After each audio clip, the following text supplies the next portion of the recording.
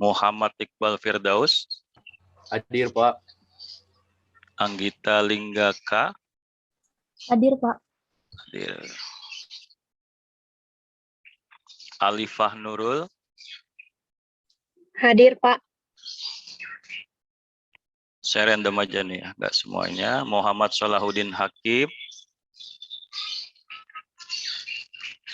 Hadir, Pak. oke siap. Joshua Triagung, Firanda Arista, Hadir, Firanda Pak. ada. Oke. Rahma Aulia,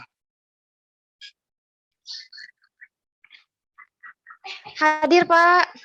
ya ini sudah 41, sudah lumayan. Kita tunggu lagi. Safira Yasifa, Hadir, Pak. Puspa Dewi, Hadir, Pak.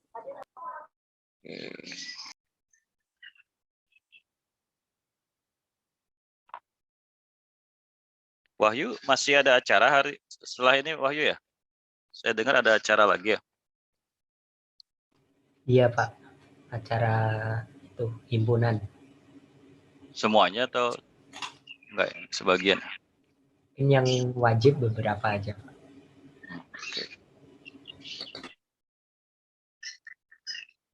Agam Ihwaldi,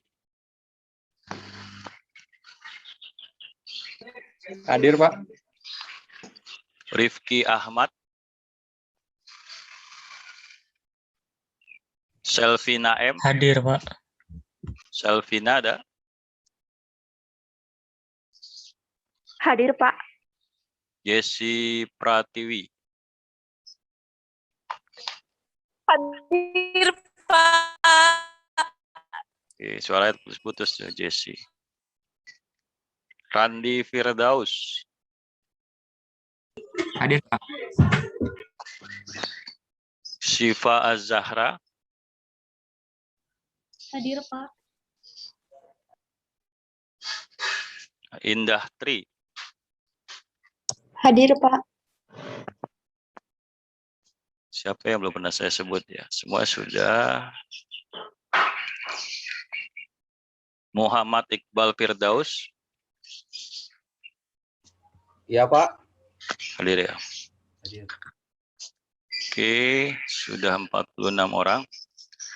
Kita mulai aja ya. Saatnya pukul 15:04. Baik, Assalamualaikum warahmatullahi wabarakatuh. Kuliah kita masuk ke Advanced Process Control dan PLC DCS aplikasi ya. Ini sebagai studi kasus 2. Sebelumnya kita studi kasus 1 itu aplikasi untuk kontrol valve-nya. Sekarang kepada aplikasi controllernya. Digital controller menggunakan PLC DCS aplikasi.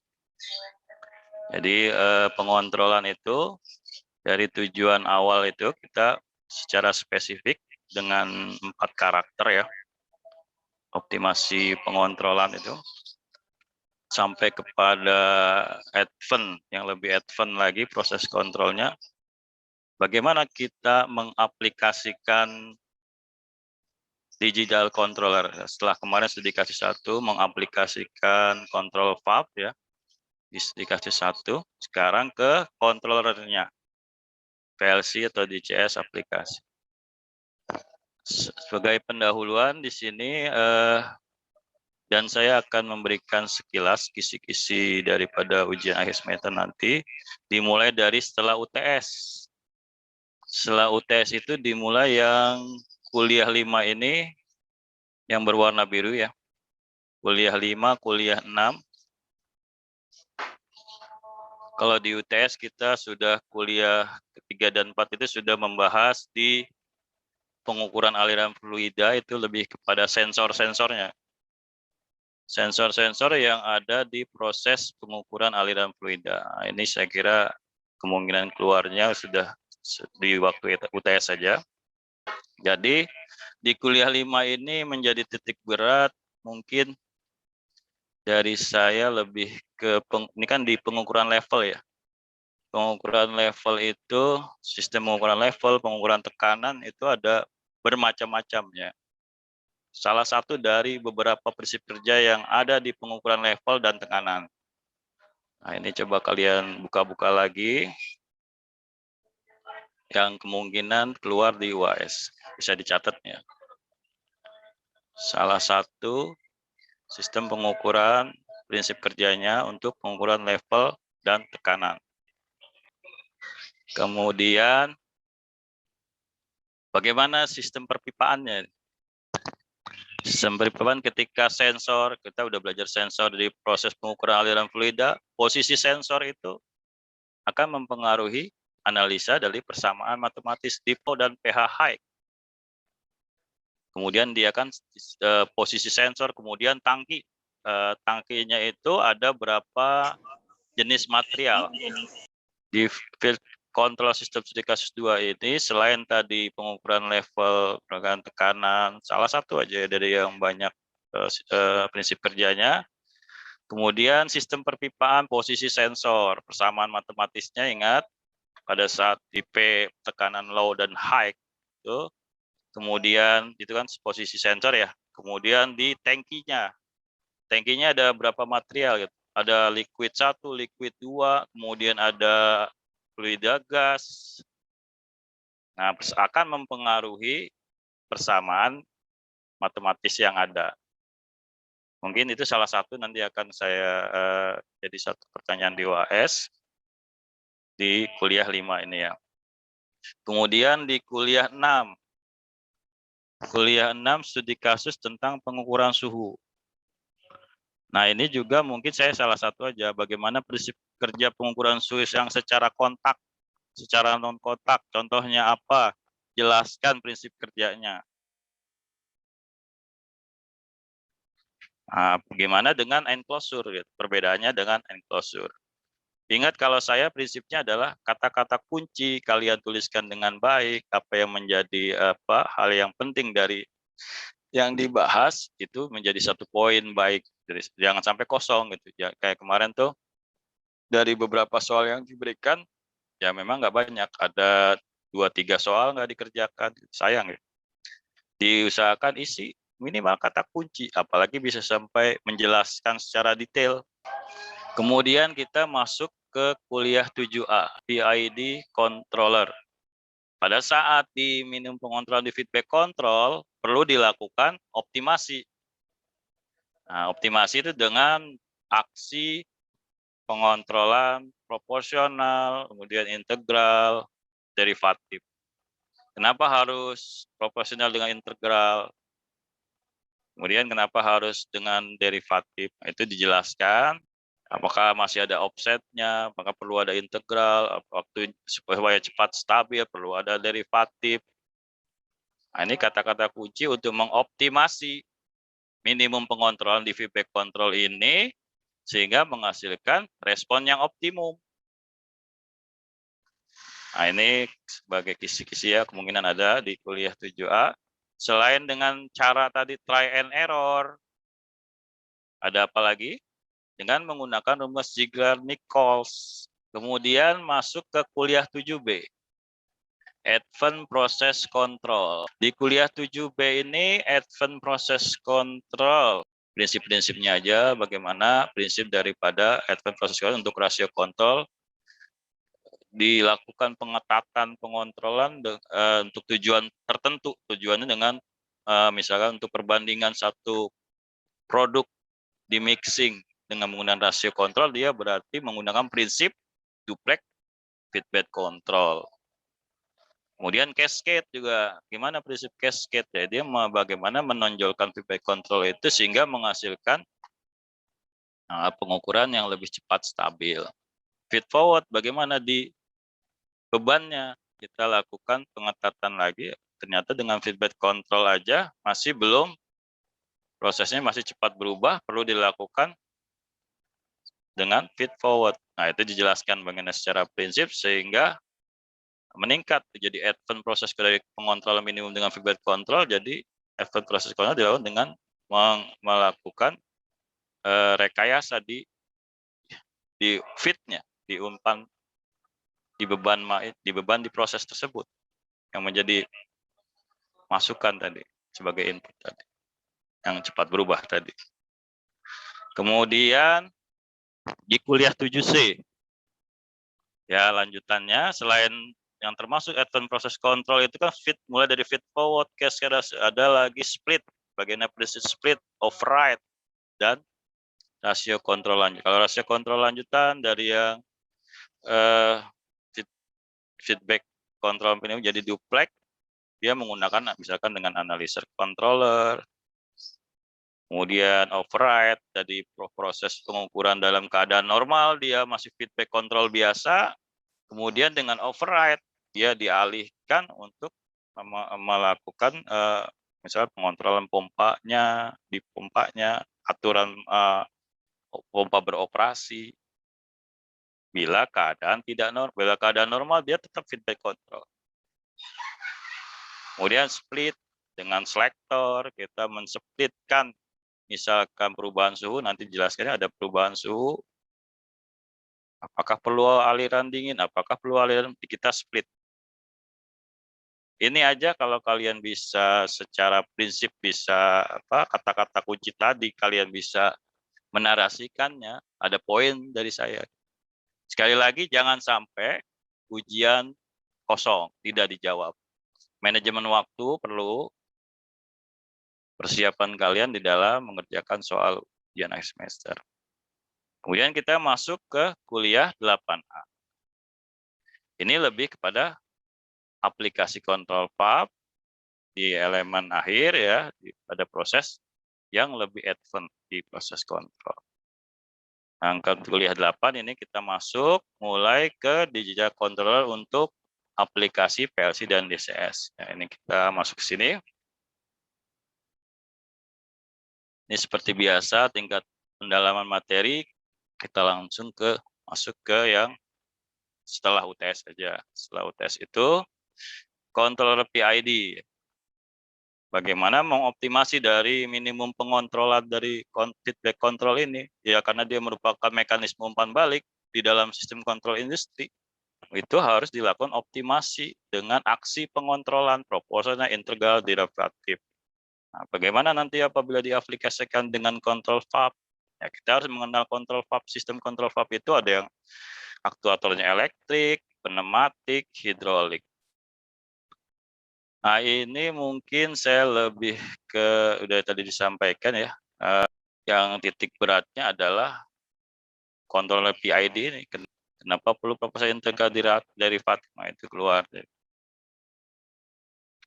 Kita lihat di blok diagram di pengontrol minimum, bagaimana kita memanipulasi ya, dari proses yang ada, dari input yang masuk. Sensor mendeteksi proses variabel, kemudian ada setting point di controller, ya kan, yang menghasilkan suatu error yang terkoreksi. Error itu sebenarnya kan, saya bilang terkoreksi ya, karena beda kalau koreksi yang menjadi standar dikurangi, yang dijadikan perbandingan. Tapi biasanya kalau kita di dalam yang sudah sering beradaptasi dengan instrumentasi industri, kalau saya bilang koreksi, error itu terkoreksi. Nah, jadi kontrol itu terkoreksinya berapa, sehingga manipulate variable untuk menggerakkan kontrol VAP yang mempengaruhi proses tadi sesuai dengan setting point yang kita inginkan. Kemudian ini pengontrol minimum feedback satu loop ini belum dioptimasi. Ya banyak juga, saya ambil contoh, ini juga yang bimbingan saya juga ada beberapa sudah sampai ke tahap pengontrolan ya. Mereka itu pengontrolannya respon optimumnya nggak bagus gitu. Jadi pendeteksian dari proses yang cepat berubah itu ya saya bilang perlu ada, tapi memang butuh biaya dan lain sebagainya. Yang penting pengontrolan itu jalan dulu. Harusnya nanti sampai kepada tadi kalian membuat controller PID-nya supaya optimum gitu, supaya menghasilkan respon yang optimum. Dengan berubahnya proses cepat, gimana respon optimumnya tercapai? Nah, jadi harus ada aksi proporsional integral derivatif. Nah, itu bisa dijadikan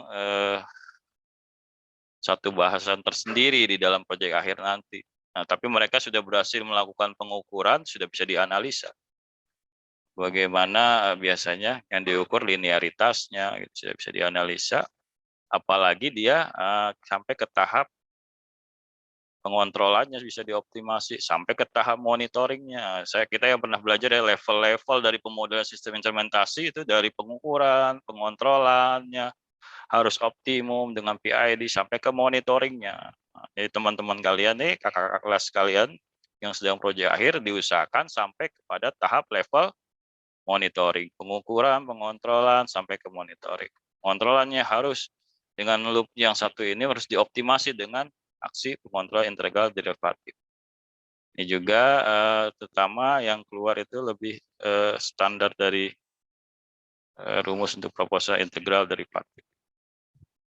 Perlu dijelaskan lagi nggak? Ini nanti waktunya terbatas ya. Ini kemarin sudah dijelaskan bagaimana proporsional, berbanding lurus dengan error dan gainnya, dengan integrasinya merupakan akumulasi, derivatif merupakan turunannya. Nah, ini juga biasanya keluar. Nah, ini contoh dengan yang sudah ditemukan dengan model Ziegler-Nichols. Ini juga nanti ada ini dengan menggunakan prinsip respon rate. Yang kemarin yang lainnya lagi dengan komposisi error. Jadi kalau dari saya paling yang saya akan berikan pilihan aja. Kalian menerangkan yang dari Ziegler-Nichols boleh, dengan komposisi error boleh, dengan respon rate boleh. Dengan misalkan optimasi hanya dengan try and error juga boleh kalian jelaskan bagaimana menghasilkan respon optimum yang 4 ciri tadi. Nah, itu juga kalian jelaskan juga bisa dengan try and error sehingga menghasilkan respon optimum. Nah, ini juga mungkin keluar, masuk. Ini juga sudah ya. Kita percepat aja. Ini diproses. Kita perlu mengetahui di mana yang termasuk beban di dalam kontrol proses, ya kan? Mana yang sejalan dengan keluaran atau tidak, mana yang menjadi beban. Jadi beban sebagai tanggung jawab yang diemban kontrol proses dan belum sejalan dengan keluaran sehingga perlu dikontrol. Ini ada 2 contoh juga disampaikan sudah juga. Yang di atas ini lebih pada input ya, 1 input ya sebenarnya dia memang sebagai beban yang di input. Kalau ini 2 input, cuman yang menjadi beban itu di cold weather-nya. Yang ini masih sejalan karena dia dipengaruhi oleh suhu. Ini juga sudah disampaikan.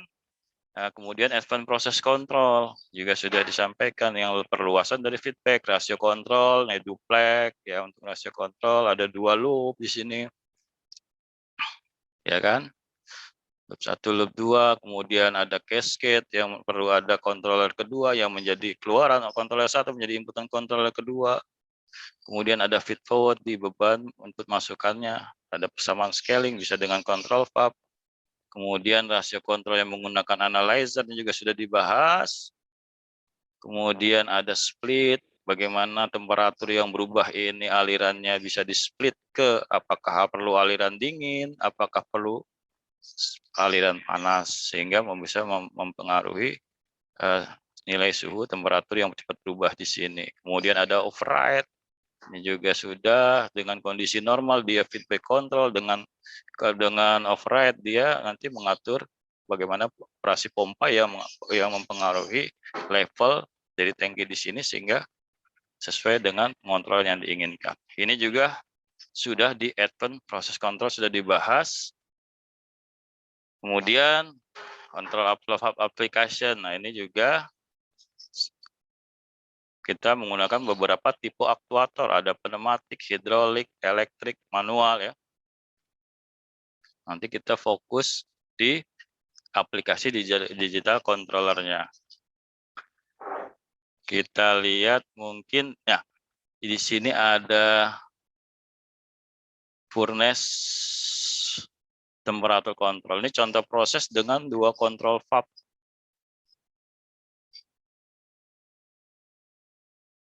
Nah, ini contoh proses advance proses control. Bagaimana dengan perbandingan yang masuk? Di sini ada hot air, udara panas ya kan? Di mix 2 ini misalkan dengan tadi rasio kontrol ya kan? Bagaimana aplikasinya? Dia menggunakan apa ini? Dari gambar sudah jelas dengan pneumatik, aktuator pneumatik. Bagaimana dengan tank level kontrol proses di sini? Ini yang saya bilang tadi, beban input bebannya itu apabila di sini ada lagi keluaran yang dikontrol. Nah, ini tergantung nanti advanced control menggunakan feed forward atau mungkin ada lagi yang diatur di sini untuk cascade control sehingga menghasilkan kontrol yang lebih baik. Itu dilakukan diatur sesuai dengan set point pada digital controller. Nah, nanti kita masuk ke bagaimana aplikasi untuk kontrol valve-nya di sensing element sudah dibahas dari sisi pneumatik control valve. Nanti kita ngebahas kepada digital controller untuk PLC-nya. Untuk PLC-nya yang kemarin yang jadi saya potret pertanyaan kalian adalah kita lihat di sini di positionernya. Ya, mungkin kalau nggak salah Wahyu yang menanyakan bagaimana dari sinyal 4 sampai 20 mili sinyal keluaran listrik itu jadi 3 sampai 5 PSI. Nah, positioner ini nanti kita lihat yang diagram gambar yang di atas di sini ternyata dia ada dari PLC itu sinyal 12 mili ampere dan ada air supply di sini nih. Supply untuk udara ketika sudah ada di transducer energinya dirubah kemudian diperkuat. Ya karena keluarnya dalam bentuk berarti dia ada dorongan dari yang suplai udara yang diberikan. Nah, di sini ada regulator.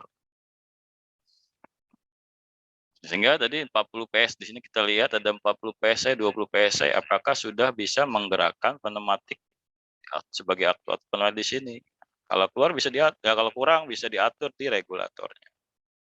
Kalau di elektrik ya mungkin regulatornya beda karena dia regulator nggak perlu air sup. Kalau untuk elektrik karena dia sudah sinyal bisa dengan potensiometer sebagai regulatornya, keluarannya bisa sesuai dengan keinginan kita untuk mengatur bukaan valve di elektrik. Ini untuk kontrol valve aktuatornya elektrik. Mungkin itu ya, mungkin jelas ya pertanyaan yang saya lihat kemarin di hari Senin. Nah, kita masuk sekarang kepada aplikasi di advanced process control tadi dengan aplikasi.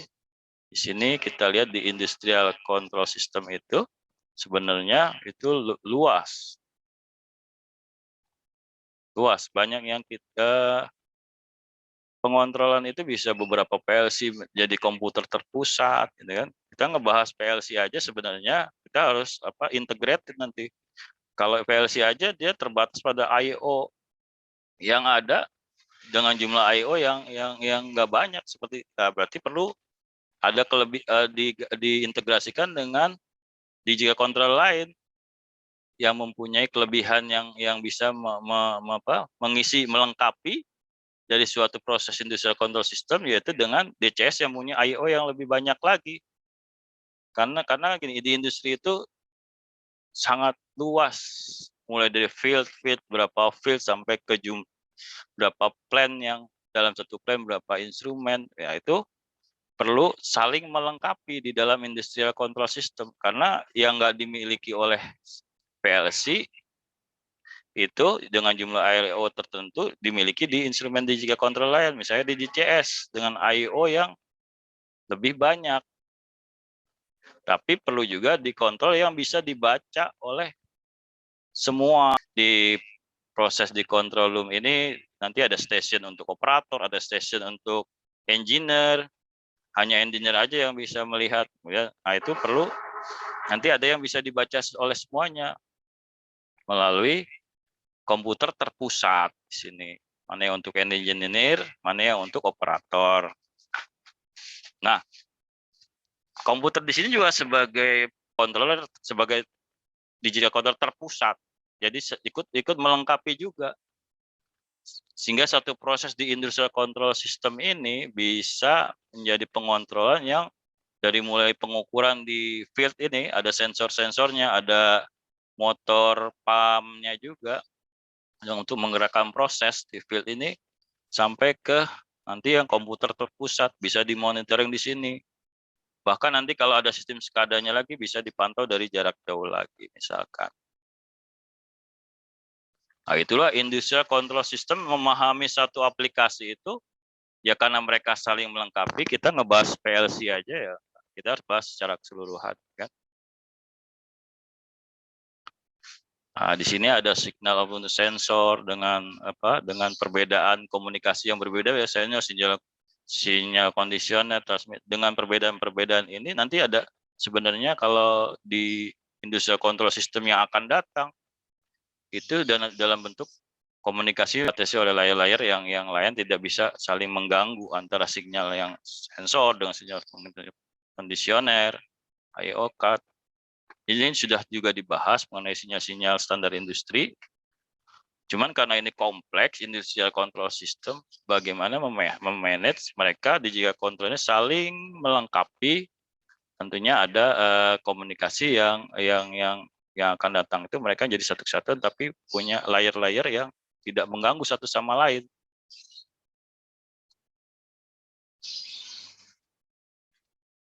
Nah, tadi yang sebelumnya kita lihat di sini ada interfacing relay. Di field control yang mengendalikan sensor-sensor di field ini, kenapa perlu ada interfacing relay? Perlu ada relay juga. Apa itu interfacing relay gitu? Jadi interfacing relay di dalam sebuah PLC, kita ambil contoh di sini ada skema ya. Kita harus mengenal relay dulu ya. Relay itu ini dikasih contoh dengan satu saklar atau satu kontak ya. Sebenarnya relay itu nanti ini single pole, single throw. Nanti ada tipe relay yang kontaknya ini ada 2, ada 3. Untuk menggerakkan yang satu kontak ini ya misalkan sebetulnya di sini inputnya sensor ya. Misalkan motor 3 pas. Perlu berapa kontak di sini yang perlu dikendalikan gitu dengan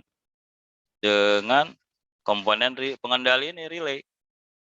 Karena hanya inputan berupa sensor ya dengan memanipulasi pada sinyal yang masuk ke coil ini sehingga kontak ini bekerja.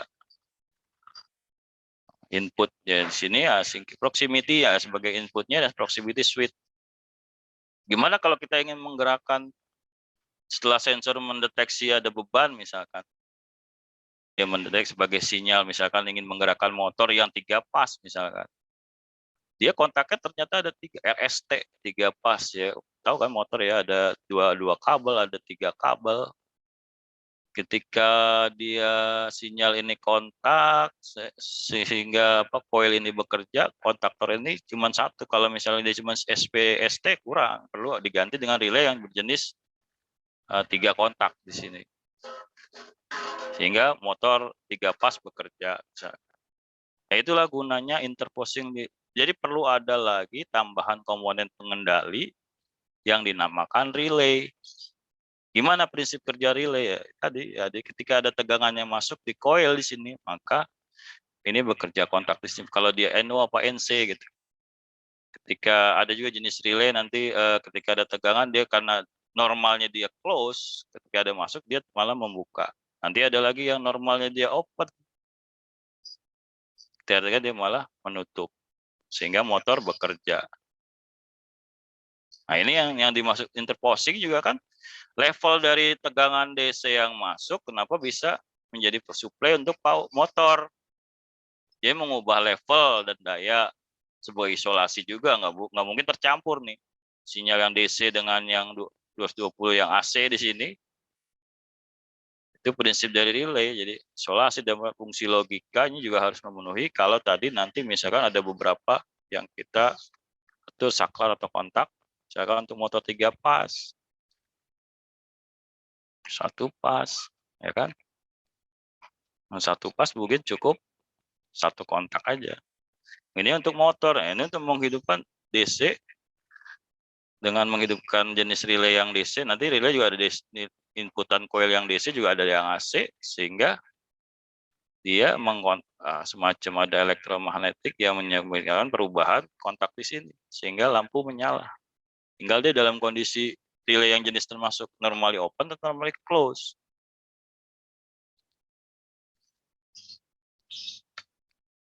Nah ini jenis-jenis relay berdasarkan jumlah pole dan throw. Bisa dilihat ada single pole dan single throw.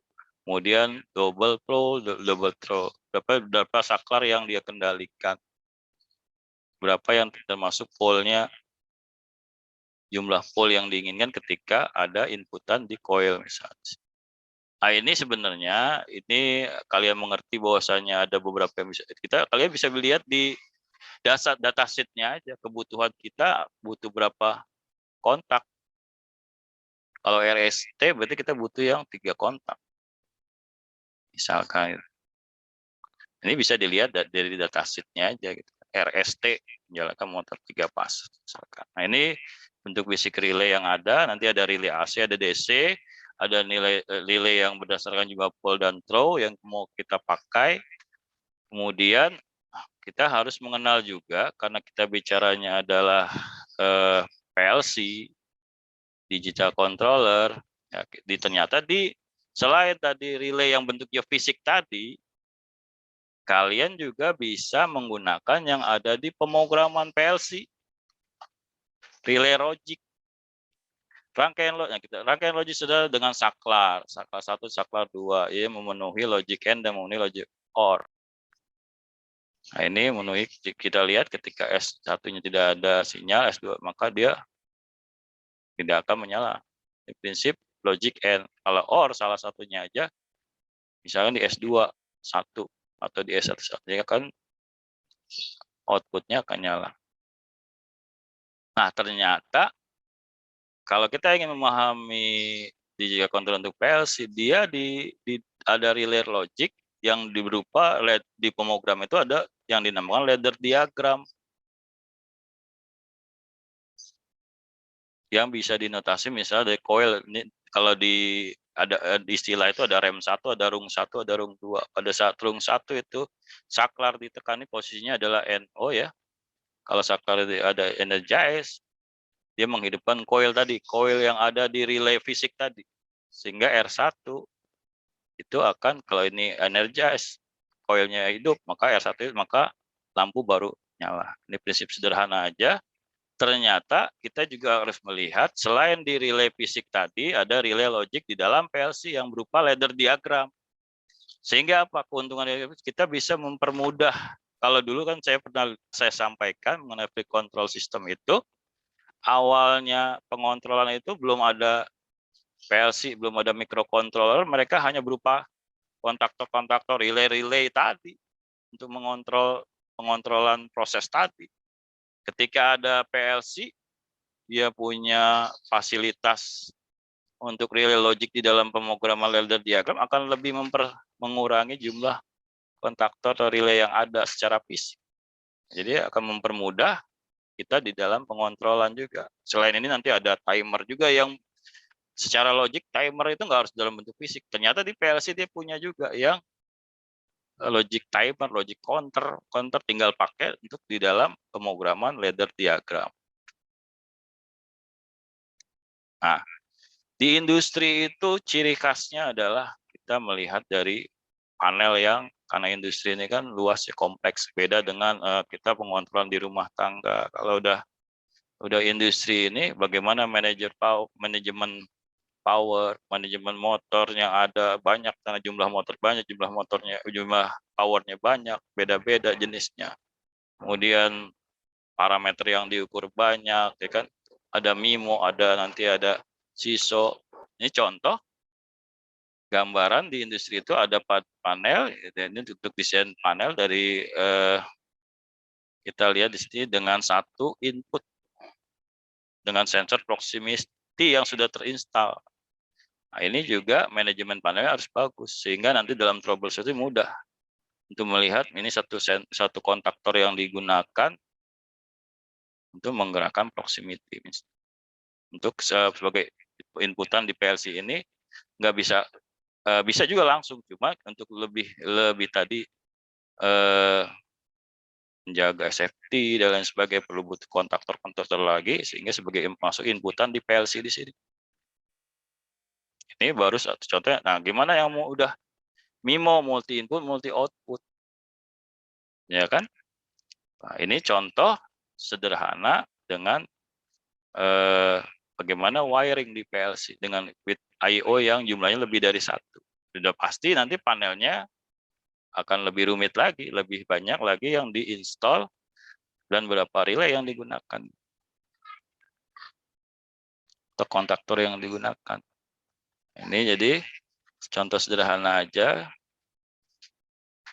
Apalagi nih, yang penting di sini adalah kita mengenal dulu PLC dengan nanti di PLC ada yang PLC kategori sedang, besar, kategori yang minimum gitu. Nanti ada kategori-kategori bagaimana kita mengintegrasikan dengan DCS misalkan, dengan input output.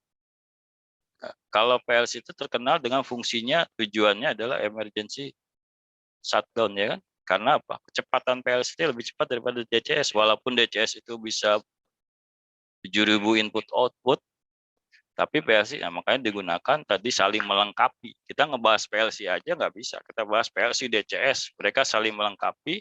Bagaimana monitoringnya? Ada komputer terpusat nanti. Jadi satu pengontrolan yang mereka bisa berkomunikasi. Dan kita memudahkan baik operator maupun engineer dalam pengontrolan proses. Ini yang saya bilang tadi, di PLC itu ada register-register yang kita bisa manfaatkan untuk dalam pemrograman. Switch, ini contoh switch 1, switch 2, coil bekerja, maka kontak ini untuk satu kontak yang bekerja. Maka dari diagramnya, misal pada switch 2 diubah menjadi normally close.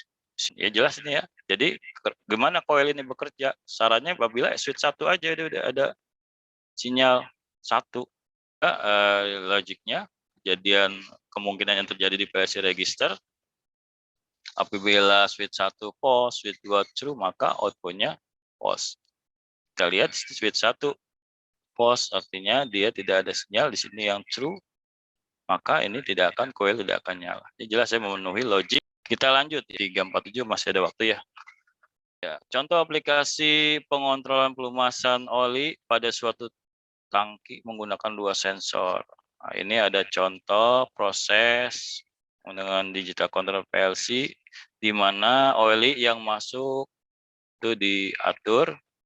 Kita menggunakan tadi relay logic yang OR. Gitu. Tapi kalau dua-duanya ini dalam kondisi logic energy semua, tetap dia akan hidup. Kalaupun salah satu enggak, tapi dia kan di sini ada dibuat OR ya, sehingga tetap dia akan bekerja. Oke, ini contoh sederhana menggunakan PLC. Nah, bagaimana ini nanti sebenarnya kalau bisa sih teman-teman tuh nyoba dengan satu modul gitu ya, satu pemrograman. Kreasinya kan beda-beda setiap orang ya. Kita memodelkan bagaimana pada saat oil ini kosong, drain ini masuk, oil ini mengisi dengan dia ada sensor di high dan low ini. Oke, itu contoh sederhana. Kemudian yang tadi saya terangkan, ternyata di dalam PLC itu ada logic counter dan timer. Contoh logic untuk counter. Jadi kita nggak perlu counter fisik atau timer fisik. Kita cukup menggunakan, memanfaatkan ladder diagram di pemrograman yang ada di PLC. Di sini misalnya settingnya untuk supaya out ini menyala, ya kan? Ketika counternya sudah mencapai misalkan di hitungan ini reset, di satu di reset, mulai menghitung 1, 2, naik 3 sampai dengan settingan misalkan 1000 kali counter, maka counter itu baru outputnya nyala dengan address 0500. Ini contoh kita nggak perlu counter yang sifatnya fisik. Timer juga gitu. Ternyata timer di dalam PLC dia juga punya yang sifatnya nggak fisik, sudah dalam pemrograman ladder diagram. Atau fungsi matematik juga bisa untuk kemampuan menambahkan data ke data yang lain. Di pemrograman juga subtraction, perkalian, pembagian. Sini ada juga kita bahkan sinus, cosinus, arcus tangen juga bisa di fungsi matematik di pemrograman PLC juga ada. Nah, ini kita bisa merekayasa pemrograman dengan fungsi matematik di PLC. Jadi kan prosesnya serumit apapun sebenarnya bisa lebih mudah dengan menggunakan PLC dalam satu pemrograman.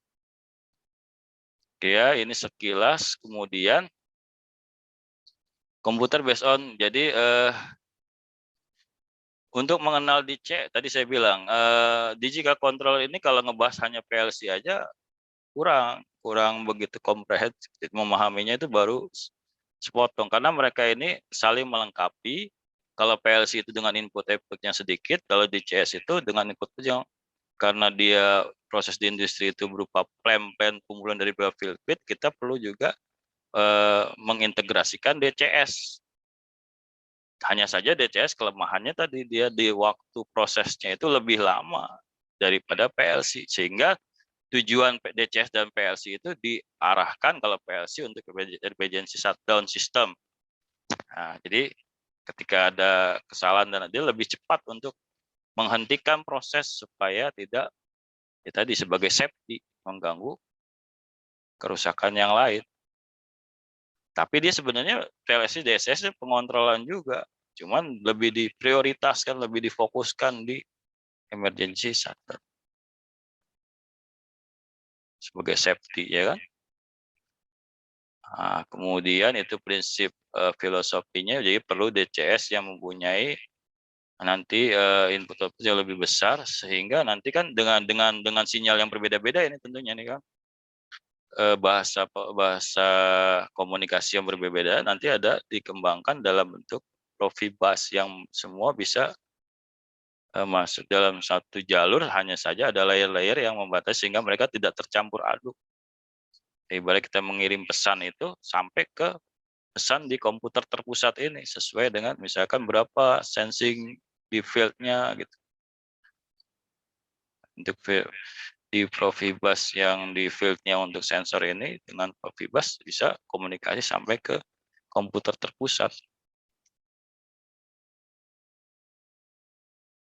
Ini di field level ya, ini kita pernah ngebahas, cuman ini tampilannya beda. Kalau kemarin tuh segi piramidanya saya gambarkan, mulai dari level 1 sampai level monitoring, komputer terpusat, mereka saling melengkapi, saling mengisi ya kan. Sehingga nanti ke depannya kalau ini menggunakan konvensional wiring, masih menggunakan relay yang ada prinsip interposing dan isolasi, kalau udah Profibus, mereka akan lebih simpel lagi di dalam komunikasinya. Oke, ini contoh gambaran mulai dari pengukuran transducer, bagaimana wiring diagramnya, sampai ke penggunaan DCS-nya untuk Profibus itu sebagai interfacing-nya.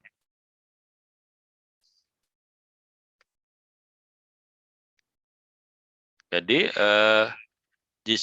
DCS itu distribute control system. Bagaimana mendistribusikan apabila input outputnya itu lebih banyak, 7.000 input output dengan menggunakan tadi selain dengan PLC ada dengan DCS yang saling melengkapi. Di sini ya mirip juga dengan PLC, cuman dia lebih ke kemampuan di dalam jumlah input output dan kecepatannya itu agak lambat sehingga nanti tujuannya berbeda dengan PLC. Tetap sama-sama untuk pengontrolan, cuman arah prioritas tujuan pengontrolan DCS nanti justru dia menyempurnakan dari yang ada di PLC. Jadi kita lihat jadi suatu resume, oh DCS itu nanti jadi lebih produktif, maksimum produksinya lebih bagus, pengetatan lebih banyak pengetatan dalam pengontrolan karena dia bisa mengontrol dengan jumlah input output yang lebih banyak. Nah, ini secara garis besar arsitektur dari distribute control system. Sehingga nanti kita mengenal adanya stasiun untuk operator, stasiun kontrol, sistem komunikasinya itu berbeda. Di sini ada untuk operator, kalau untuk engineer, ada stasiun engineer, ada stasiun. Nah, jadi ada monitoring untuk operator, untuk engineer dengan dua komputer terpusat, tapi untuk tujuan yang berbeda, yang bisa merubah-rubah setting, yaitu di station yang di engineer sini. Yang mengontrol di sini ada station control, yang mengontrol prosesnya ada sensor kontrol, kemudian ada pump, ada motor. Ini secara keseluruhan arsitektur dari distribute control system, bagaimana interfacing-nya. Kalau udah sampai ke yang mudah dibaca, itu udah sifatnya udah human machine interface. Lebih mudah dibaca. Kalau ini sudah lebih ke fokus ke misalkan di field control ada perubahan sinyal sebelum bisa secara general. Kalau human machine interface itu sudah general, semua bisa membaca, memonitoring proses yang berjalan. Jadi istilahnya itu ada interface sistem ke sistem lain. Nah, sistemnya kan berbeda-beda nih. Digital controllernya saling melengkapi PLC, DCS, kemudian apa komputer terpusat. Nah, itu ada interface sistem ke sistem lain, ke interface proses juga ada juga.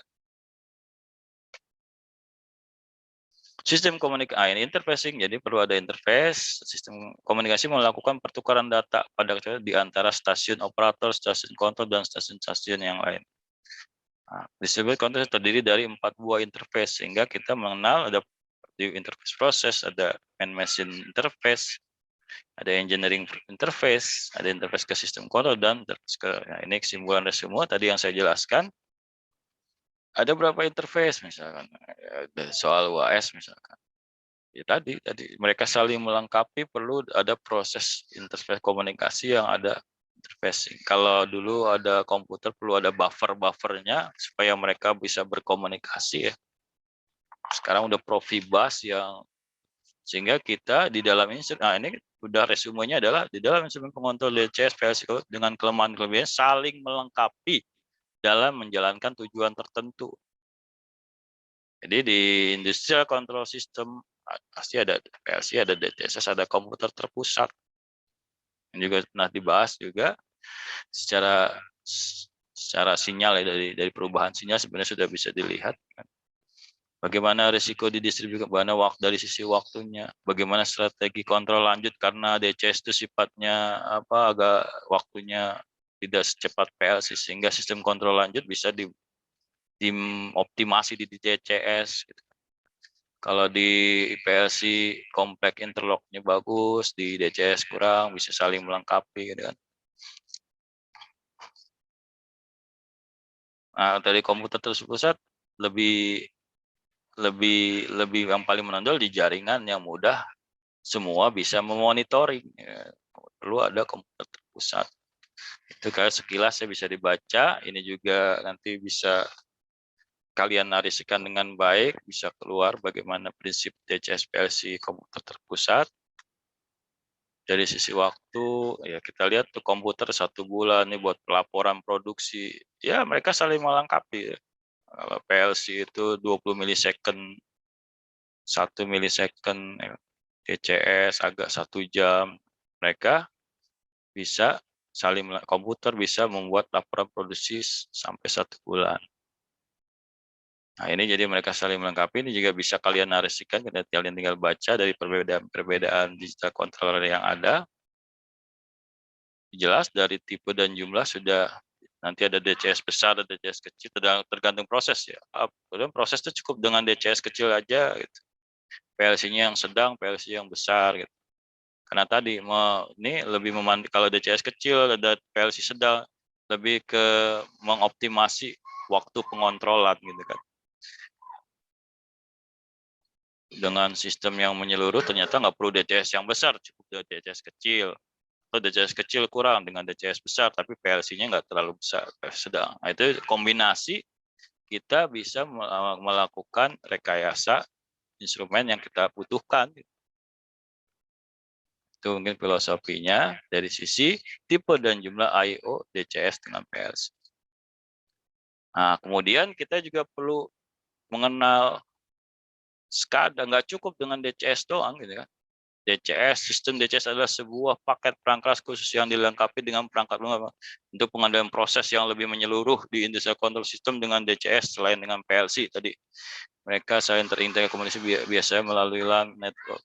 Sistem DCS selalu menggunakan kontrol closed loop yang dikontrol dibandingkan dengan harga yang diinginkan dan dapat dilakukan koreksi. Nah ini perlu juga satu supervisory control dan data acquisition yang bisa di sistem pengukuran dan pemantauan dalam industri. Kalau kalian magang di PLN, itu kalian akan mengenal SCADA itu bisa memantau dari jarak jauh.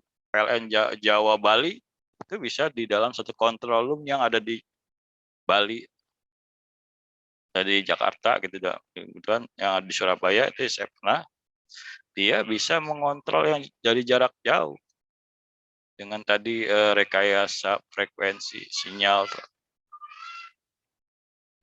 receiver, jadi kita menerima kemudian kita memancarkan, kita bisa mengontrol gardu-gardu mana yang perlu hidup, mana yang perlu mati, itu bisa dipantau dalam satu sistem SCADA. Nah, kita belum fokus ke sana, nanti lebih banyak soalnya di PLC dan DCS. Ini sebuah gambaran umum aja, kita perlu juga mengenal selain PLC DCS, kontrol yang dari jarak jauh bisa dipantau dengan SCADA, Supervisory Control and Data Acquisition. Sehingga tadi kalau dilihat dari kelemahan kelebihan, tujuannya pemakaian DCS, kalau PLC jelas untuk emergency shutdown karena kecepatannya tadi, shutdown system, dia menggunakan PLC karena kecepatan tadi, ya dia untuk pengontrolan juga, cuman difokuskan tadi untuk safety tadi. Nah, untuk meningkatkan kinerja sistem kontrolnya ada di DCS. Dia dengan I/O yang lebih luas, dengan proses waktu yang lebih lama, sehingga produksi itu bisa mengoptimalkan jadwal produksi tadi. Lebih bisa mengoptimalkan penempatan peralatan. Dan harus DCS itu lebih mudah diimplementasi, karena apa?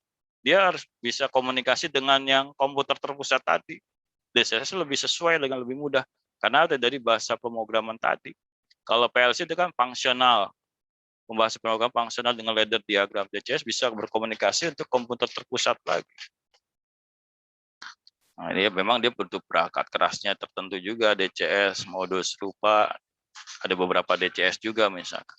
Kebetulan mereknya sama, ya modulnya juga serupa, kabel connected-nya juga harus yang sama. Itu akan lebih mempermudah lagi. Tapi dari segi efisiensi biaya akan lebih tinggi. Perangkat lunak, ya kan tadi. Juga punya DCS punya perangkat lunak tertentu. Kalau misalkan mereknya sama, tinggal cut and paste aja udah. Kalau udah mereknya berbeda, DCS itu memang kita beralih ke DCS yang mereknya beda, biasanya butuh training lagi, karena udah berbeda perangkat. Dia punya SOP tersendiri ya, kalau udah beda merek. Ya bagi yang sudah biasa mungkin tinggal menelaah beberapa waktu itu menjadi diintegrasikan dengan DCS yang berbeda merek. Nah, jadi nanti dengan integrasi beberapa DCS controller akan tujuannya nanti akan fokus mana yang lebih tepatnya untuk produktivitas operator, untuk efisiensi plan ya dari DCS. Kemudian untuk maintenance-nya, record maintenance-nya, kan dia panjang kan ke DCS dan luas input output-nya, sehingga bisa didistribusikan misalnya dengan komputer terpusat, sehingga apa, peningkatan maintenance dapat mendiagnosa apabila ada yaitu troubleshooting-nya kita bisa lebih cepat karena bisa dimonitoring tadi. Sistem menyajikan peringatan sebelum kegagalan yang parah. Ya karena sudah terintegrasi dengan PLC, ya akan lebih memberikan peringatannya. Mungkin dari PLC itu memberi komunikasi ke DCS, ada kegagalan, sehingga di emergency shutdown fungsinya PLC lebih cepat bekerja untuk emergency shutdown system. Ya, sehingga apa? Sehingga dengan integrasi dari kelemahan kelebihan DCS controller, daur hidupnya akan lebih panjang, mudah dalam ekspansi apabila perubahan kapabilitasnya, ya kalau dengan masih merek yang sama tanpa pemrograman ulang sistem yang ada menjadi kalau ada perubahan sistem yang baru, ketika bahasa komunikasi masih selaras satu merek dan sebagainya, mungkin bisa langsung copy and paste. Oke, itu sekilas filosofi dari aplikasi digital controller. Sampai di sini ada pertanyaan? Sudah jam 4 lebih ya. Wahyu, masih ada Wahyu? Ada, Pak. Nah, gimana, ada pertanyaan? Jelas ya? Potret kemarin pertanyaan Wahyu ya mungkin ya. Tadi sebenarnya harusnya dijelaskan yang kontrol VAP itu di sebelumnya, tapi bisa tadi saya sekilas jelaskan. Ada pertanyaan? Ini udah masuk ini ya, acara kedua ya Wahyu ya? Kalian ada pertemuan ya Pak. di... Ada yang lain pertanyaan? Muhammad Iqbal, Firdaus ada? Sampai saya absen yang terakhir nih ya. Kalian benar-benar ada nggak nih ya? Sifa Az-Zahra? Ada pertanyaan. Oke, ya. Ada pertanyaan selain Randi Firdaus? Ada ini Randi Hadir, Firdaus? Pak. Belum ada, Pak. Oke, saya kira itu ya. Sudah pukul 4 nih ya. Kalian juga ada pertemuan himpunan mahasiswa. Mungkin ini penghujung kuliah kita di sistem informasi industri sampai kepada aplikasi digital controllernya. Masih ada waktu minggu depan. Kalian bisa menyiapkan beberapa yang saya sampaikan tadi. Ya, nanti kalau ada pertemuan lagi mungkin lebih kepada pemantapan yang pernah saya berikan, lebih spesifik lagi kira-kira apa nih yang perlu kalian pelajari untuk ujian akhir semester. Baik, mungkin itu kalau tidak ada pertanyaan. Terima kasih atas perhatian dari mahasiswa sekalian. Mohon maaf apabila ada kesalahan dalam penyampaian. Wassalamualaikum warahmatullahi wabarakatuh. Waalaikumsalam. Waalaikumsalam warahmatullahi wabarakatuh. Terima kasih, Pak. Sama-sama.